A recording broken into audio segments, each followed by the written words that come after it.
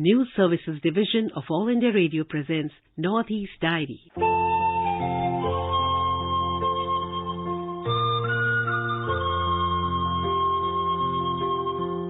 Good evening. Welcome to this edition of Northeast Diary. Here we bring you the latest developments from India's unexplored Northeast region.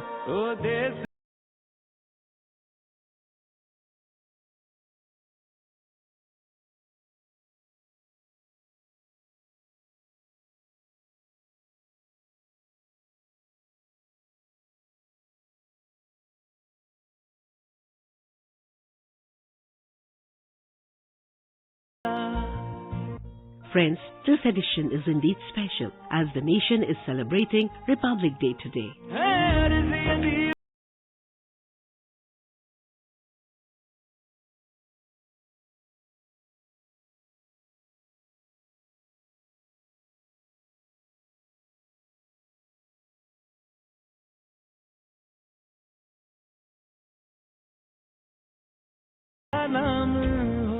In this edition, we took a look at the ambitious program of the Mizoram government to boost millet production. At the very onset, let's go over to Arunachal Pradesh, which is home to the famed Parshuram Kund.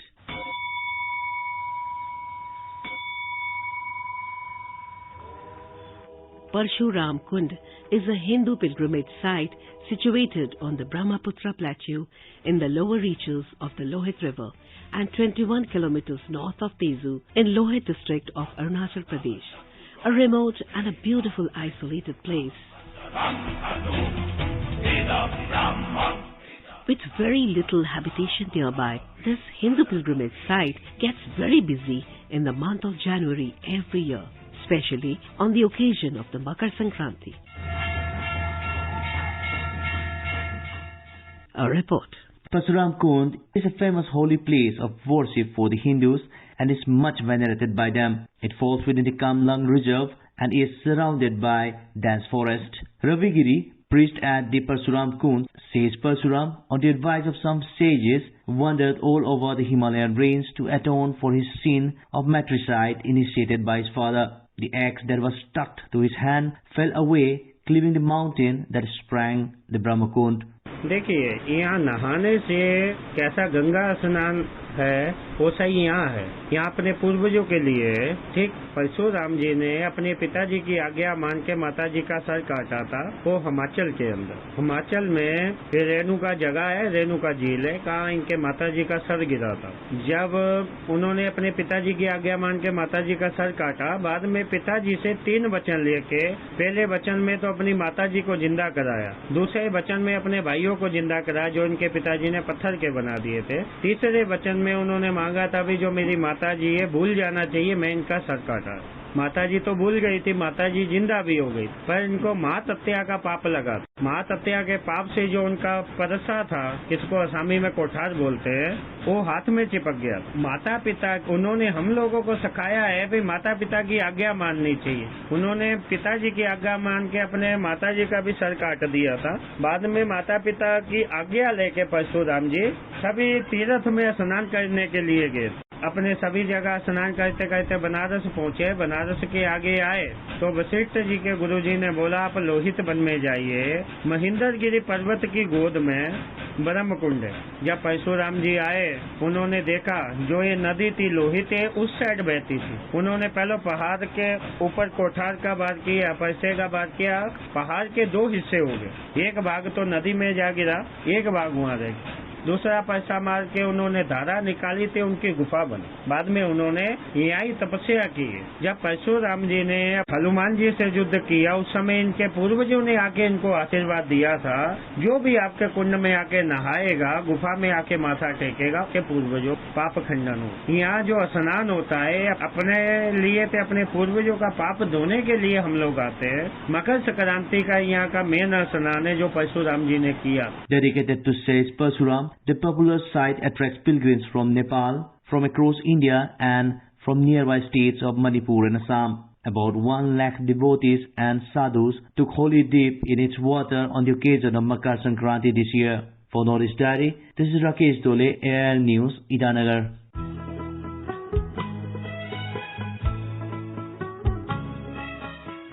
For promotion of millet cultivation across the country, the central government has given maximum thrust on extension of its cultivation, particularly in the non-traditional areas and states.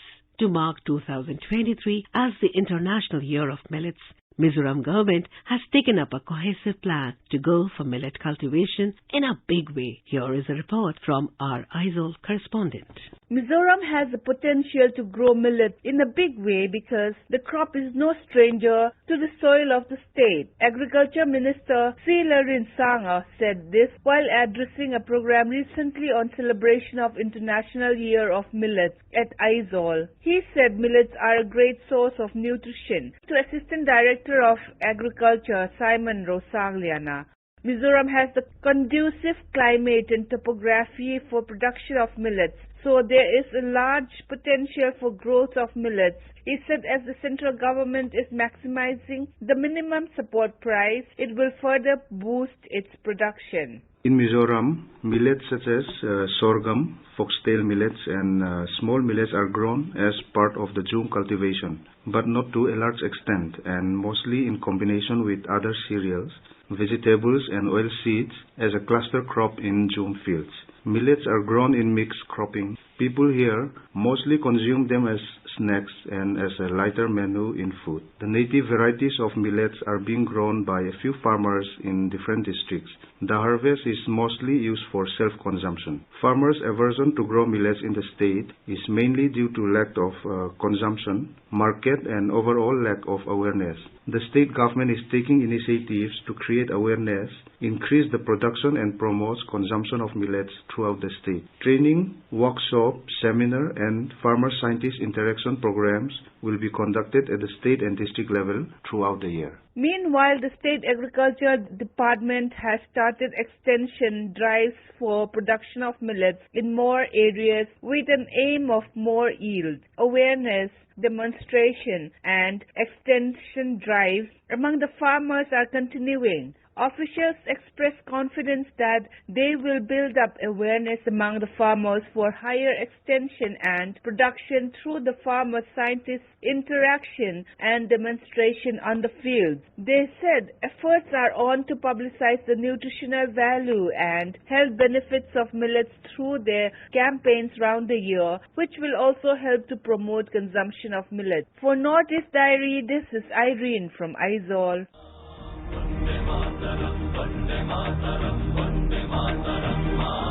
In Tripura, the whole state joined the nation in celebration of the 74th Republic Day with patriotic fervor.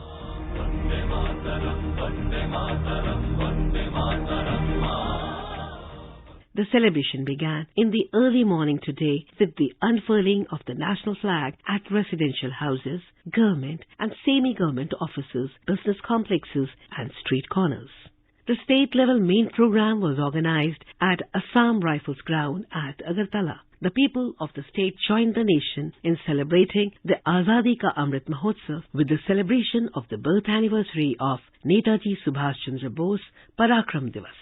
Here is a report from our correspondent from Agartala. People started celebrating the Republic Day by paying tribute to Netaji Subhash Chandra Bose on his birth anniversary, 23rd January. The day was observed as Parakram Divas throughout the state by organizing Prabhat Feri or morning procession. Features of different milestones and chapters of the freedom movement were depicted in the tableaus presented by the school children. This tableau procession was organized by the students of Netaji Subhash Vidyaniketan of Agartala. The procession looked very spectacular, with thousands of common people coming out on the main street and waving hands to the participating children. আমাদের আরোগ্য সাধনাকে জয়যুক্ত করতে হবে। আসুন আর সময় ক্ষেপ না করে আমরা কর্মসমুদ্রে ঝাঁপিয়ে পড়ি এবং নিশীথের বিষম দুর্যোগে বার্তা বিক্ষুব্ধ বারিধি আমরা পাড়ি দিই। স্বাধীন ভারত আবার ধনধান্যে পরিপূর্ণ হবে, জ্ঞান বিজ্ঞানে যশস্বী হবে। জয় Hind.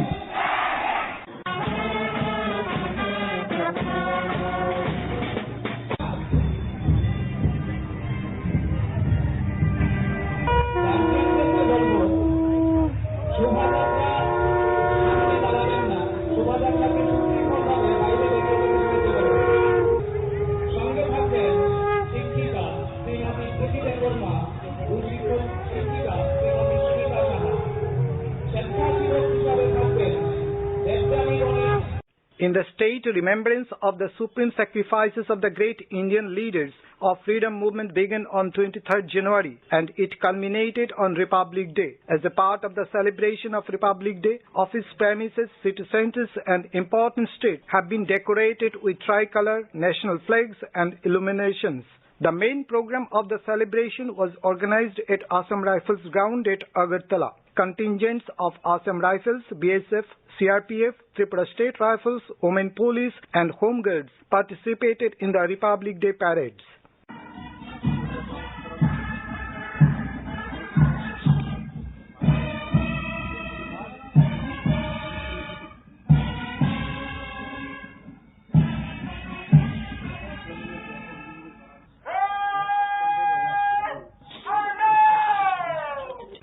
In the Republic Day celebration, thousands of students and youths from schools and colleges, NSS and cultural organizations presented various patriotic and traditional songs and dances. They also presented yoga demonstration and acrobatics on the theme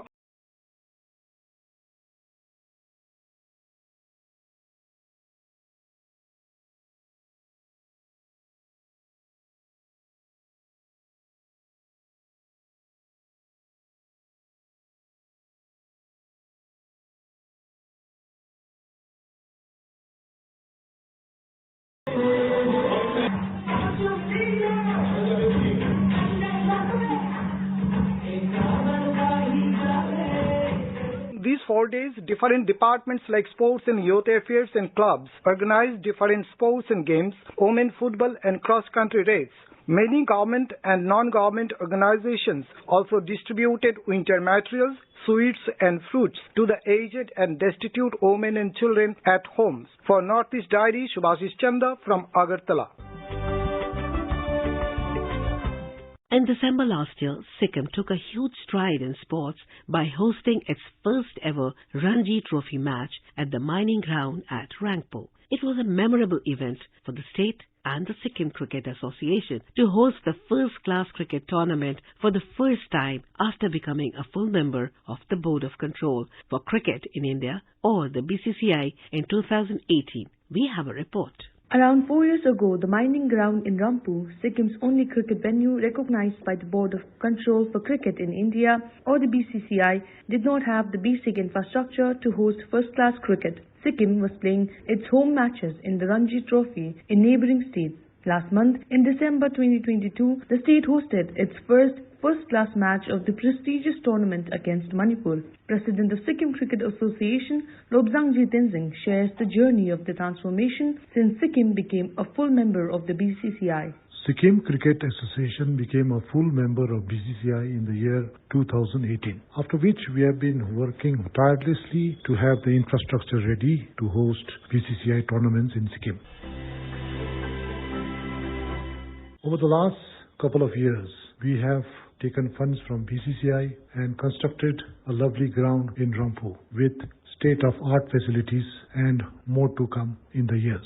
We are one of the 3 states who are hosting Ranji this year. The other 2 states which are already developed with infrastructure were Nagaland and Meghalaya. However, the other 4 states, among them Sikkim is the first one to complete its infrastructure, and the pavilion which we have today as changing room and guest house is one of the best in Northeast. Over the years, a lot of cricketing activities has started all over Sikkim, and thanks to everybody's contribution, enthusiasm and support, Sikkim Cricket Association has achieved much more than many other states in India. It is not about funds, it is not about anything else, but the people's interest in cricket and the sincerity and dedication of all the cricket lovers who have constantly encouraged. Ranji tournament is a first-class tournament of BCCI, and it's a multi-day tournament. Any young enthusiastic cricketer's final aim and object is to play for the Indian team, and any senior player or a junior player to go towards the India team is through Ranji tournament.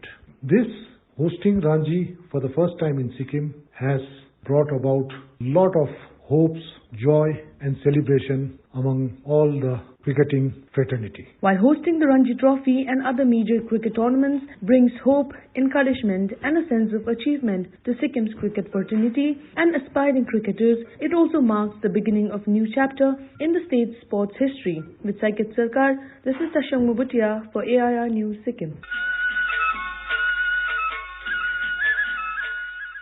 This week, we have an interview with Diganta Das, Managing Director, Assam Food and Civil Supply Corporation, on the subject of paddy procurement in Assam. The interview was conducted by Manas Pratim Sharma. Good evening to the listeners of Northeast Dairy. In this episode, we are joined by the Managing Director of Assam Food and Civil Supply Corporation, Mr. Diganta Das.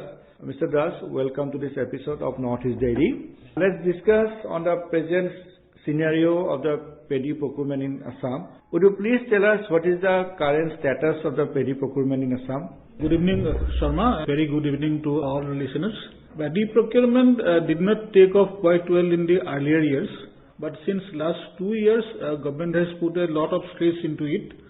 In the Kharif marketing season, that is starts from October and ends in September. In the last year, we could procure around 5.65 lakh tons of paddy, and this time this season started practically from 1st December. And till now, we have procured almost 1 lakh ton. So that is the paddy procurement scenario as of now. Actually, the paddy is procured directly from the farmers. Payments are made accordingly directly to the farmers. We mill the paddy and we deliver the rice to the Food Corporation of India, who in turn delivers it to the NFSA system, National Food Security Act rice that is required all over the state. That system gets the rice from our side only. That is the food paddy procurement program as such in Assam. Total requirement of NFSA rice is around 16 lakh ton, and the paddy equivalent is around 24 lakh ton. And we have a lot of road to cover to be self-sufficient in that front. Still, we are doing our best, and we hope that we will be able to meet our requirements on our own very soon. For this, I guess we need a well-equipped infrastructure. What is the present infrastructure scenario for us in Assam? Very correct. Actually, paddy procurement is done all over India in different states, but the model that we are following is a bit different from the other states. In Punjab, Haryana and these major growing areas, they have the mandi system. Their climate is different. Our climate is moist. We cannot leave the paddy in the open field. So that's why we have to construct some godowns. And our farmers reside in far-flung areas. They are quite marginal and small farmers. They cannot bring the paddy to the district headquarters or to the mandi. So that's why we are trying to reach out to the different far-flung localities. That's why we have to keep in place some paddy procurement centers. And for a paddy procurement center, we need a godown. For each and every paddy procurement center, we need a good quality godown so that the paddy can be stored there to protect them from the climatological and weather factors. So godown is the first priority requirement, and second is the milling infrastructure requirement. The paddy has to be milled to get the rice. So in these two fronts, we were deficient. I must say we were deficient, but since the last 2 years, starting from 2021, government has put a lot of stress on it, and we have declared several schemes to promote this infrastructure development. The first scheme was construction of around 110 numbers of godowns through entrepreneurs in a subsidy-linked scheme. The cost of the godown, it ranges from 30 lakh to 1 crore. So the subsidy limit was 50%, subject to a maximum of 40 lakhs. Accordingly, we issued letter of intents. We, being the Assam Food and Civil Supplies Corporation, was the implementing agency, sort of. We issued the letter of intents to that many number of entrepreneurs, and we are happy to announce that around 40 numbers have come up within a year of launching the scheme. A scheme was formally launched in March or April 2022, and now it's not even a year. Even then, 40 numbers of godowns have come up, and another 40 number will come up within March. So the number goes up to 80, and the rest 30 we expect to complete by December. So 110 numbers of good quality godowns for storage of paddy for PPCs will be available to us. The second part is mill. There is one scheme to promote 1 ton and 2 ton mills, 1 ton per hour, 1 ton per hour capacity mill and 2 ton per hour capacity mill. Around 220 numbers was the target, and we are happy to announce that we have already completed around 170 numbers within 1.5 years of the inception of the scheme. And now the rest will also be completed very soon. And last October only, government came up with another scheme, that is promotion of 4 ton per hour mills. These are larger capacities. So 4 ton per hour, around 50 numbers was the target, and we have issued the LOIs accordingly, and 1 mill has already come up, and the rest we expect to complete by say 3-4 months. Another point is we have to deliver fortified rice kernel blended rice in the NFL system starting from April this year. So we have to install blenders in the mills. So there is a scheme of the government of Assam to provide subsidy to the tune of 50%, and on that front too, out of the 480 numbers of LOIs that we issued, around 200 numbers have already installed the blenders within 3 months. So in that infrastructure scenario, I think we are doing fairly well. Right. What is the difference in pursuing paddy from open market or from farmers this year in comparison to previous years? Difference mainly lies in terms of volume and our involvement. At present, 6 numbers of agencies are involved in the paddy procurement process in Assam. The FCI was the major procuring agency till last year. They were the number 1, covering almost around 50% of the total paddy procured. And we were the second last year. And there are 4 other agencies: Assam State Agriculture Marketing Board, NACOF, NAFED and NCCF. They constituted around the remaining 20%. So this year we are going up. Last year the total procurement was 5.65 lakh ton, and this year only in 1.5 months we have already crossed 1 lakh ton, and we are doing quite a good progress. So I am hopeful that this year's target of 10 lakh ton will be achieved. And there are some other operational methodologies that we have changed. We are vigorously proposing the thing that the small and marginal farmers should come up to sell their paddy in the system rather than the big farmers. Big farmers also will come, but for small and marginal farmers can be brought to the net. In that case, the base will be wider, and there will be a new revolution in a sense. That's one of the main objectives as such. Right. What are the number of farmers that have been involved in your procurement system, and what are the major benefits they are getting when they come to your ambit? Yes. Last year around 44,000 numbers of farmers had sold their paddies. Total paddy, as I told, 5.65 lakh ton. And this year so far till today number of farmers involved is 13,000. But by the end of the year, we expect it to be much more than the earlier years. That is the number of farmers.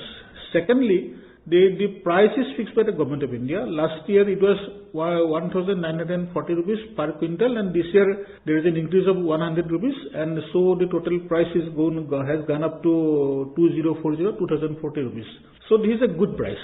Our small and marginal farmers, we have observed that they go for distress selling. They sell the paddy at around say 1,200 to 1,500 rupees, which is not desirable. They don't get the proper return for their toil that they had to in their paddy fields during the earlier months. So we are trying to reach out every farmer so that they get their dues. So the first thing is that they get around rupees 400-500 more than the open market in our system. The second thing is that if the paddy seller happens to be an NFSA beneficiary, then if he sells the rice to us and we mill it and deliver to the FCI, and FCI will again give the rice to him only. So he is selling, he is getting the benefit, and he is getting the rice, the same rice, same quality, same taste rice, he will get back once the rice is distributed to him. So that is another benefit, good thing. So each ton of paddy involves around, for 5.65 lakh ton last year we spent around 1,100 crore rupees. So that much of money has gone into rural economy. It is a big potential. If we can achieve the 10 lakh ton, then it will be 2,000 crores. 2,000 crore plus. So it's a big money flowing into the rural economy. That is another benefit. Right. And thank you once again, Mr. Das, for giving us the time and your valuable input. Thank you. Thank you so much. You were listening to an interview with Diganta Das, Managing Director, Assam Food and Civil Supply Corporation, on the subject of paddy procurement in Assam. This interview was conducted by Pratim Sharma.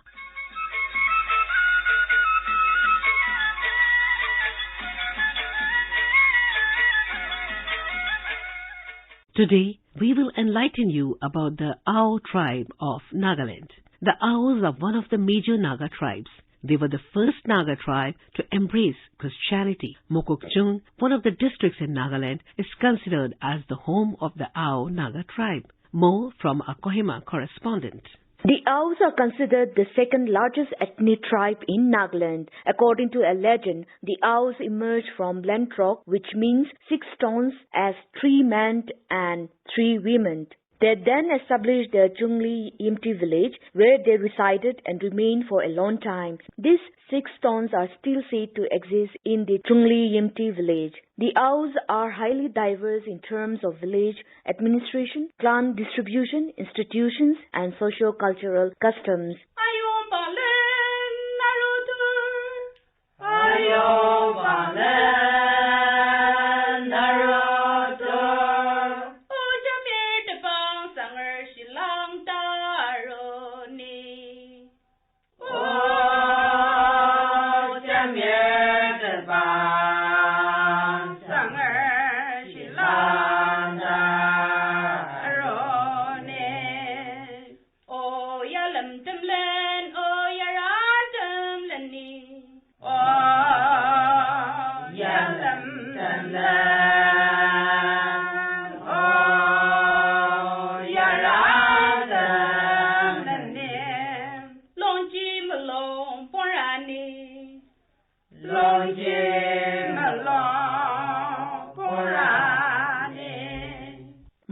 Mizoram and Sarangmong festivals are celebrated by the Ao tribes. During the festivals, the tribal wears traditional garbs, sings traditional songs, and perform their ritualistic dances to God for good harvest. For Northeast Diary, this is Asunyo from AIR News, Kohima.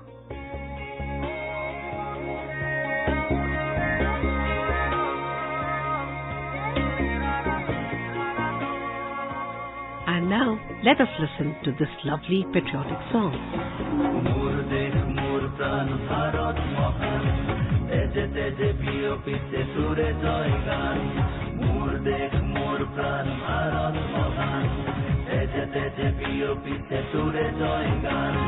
Kuno Hindu, kuno Christian, kuno hoy Musalman, kuno Bangadi, kuno Marathi, তথাপি আমি সমান লাচিতৰ দেশৰ অসমীয়া মই আইতো কৰিছো প্ৰণাম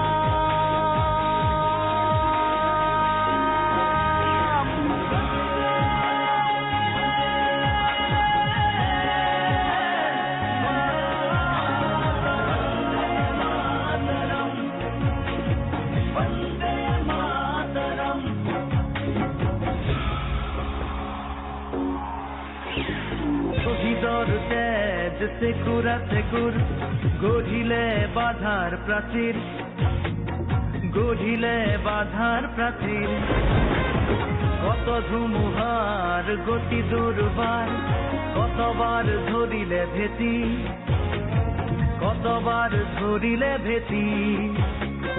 বিশ্ব বন্দিত আইতোৰে নাম গৰ্বিত অভিভূত তোৰে সন্তান আইতো কৰিছো প্ৰণাম